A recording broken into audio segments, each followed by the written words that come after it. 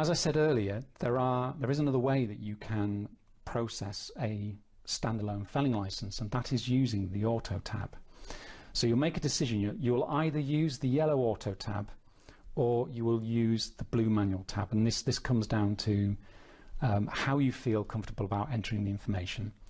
The Auto tab is better in some ways because it will be doing a lot of the calculations and a lot of the sums for you, so you're not going to have to work some of that out. So if you have a particularly large standalone felling license, you may want to start using this particular process. And the way we do this is that the information that is on the felling license application form is going to be almost entered like it is on that form. So we're using the blue columns for a standalone felling license. So what I'll do is I'll go compartment 1. There isn't a subcompartment. I'll move across to here and I'll put in the information for compartment 1, which is 1.2. I will set that to thinning, and I know that I've got oak and I can't remember what the other was, and beech. So I'll put beech, and then I move across here, and because we don't have any conifer in this compartment, I'm going to put it straight into there, which was 200. And then we move to the next line, which is one line of selective fell. So I can put in compartment 1. This was going to be 1 hectare. This is going to be selective fell.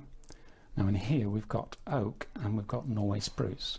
So over at this side now, what I can do is I can enter in the 20 cubic meters of conifer and the 80 cubic meters of broadleaf. And then I can move straight onto line 2. This was 0.8.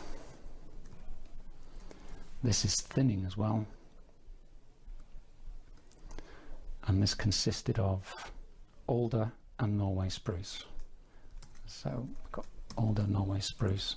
So again, I'm going to have to do the split here, but we've done a site visit. I already know that 60% is conifer, 60 cubic meters is conifer and 60 cubic meters is broadleaf. So that is the data entered, and it looks very similar to the information that is in the felling license itself. But if I go into the Auto tab, what you'll see is we now have 3 new lines entered automatically by the Auto tab. So the Auto tab is pulling its information from the felling and restocking tab, blue columns, and it is doing all the calculations and the maths for you. In terms of the split, we notice that we have a split of selective fell. So we've got a mixed broadleaf line and we've got a mixed conifer line, but we only entered 1 line in the blue felling and restocking columns. So the Auto tab is doing a lot of that working out and calculations for you, but it's also working out what the total conifer and broadleafs for the public register would be. So again, if this is a particularly large standalone felling license, you will probably find that using the felling and restocking and the yellow Auto tab to be a slightly better way of processing this information.